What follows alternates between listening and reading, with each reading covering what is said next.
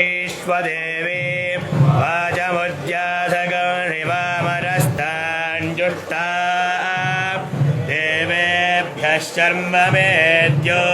शर्म पृथिवी शर्म विश्वमिदं जगते शर्म चन्द्रश्च सूर्यश्च शर्म ब्रह्म प्रजापति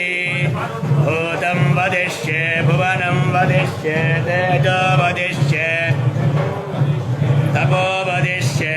ब्रह्म वदिष्ये सत्यं वदिष्ये तस्मात् अहमिदमुपस्तरणमुपस्तरणमुपस्तरणं मे प्रजायै पशूनां भूयादुपस्तरणमहं प्रजायै पशूनां भूयासं प्राणापानो मृत्योर्मापादं प्राणापानो मामाहाधिष्ठं मधुमनिष्ये मधुजनिष्ये मधुभक्षामि मधुपदिष्यामि मधुपतिं देवेभ्यो वाचमुद्यासकं शुश्रूषेण्यां मनुष्येभ्यस्तं मा देवा शोभायै पितरो नु वदन्तु ॐ शान्तिः शान्तिः शान्तिः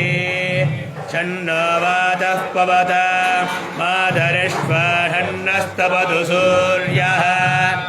अहनिशं भवन्तु नश्यकं रात्रिपतिधीयतां शमुषा नो व्यच्छतु शमानित्यबुदेतु नः शिवा नश्यन्तमा भवतु वृणीका सरस्वती।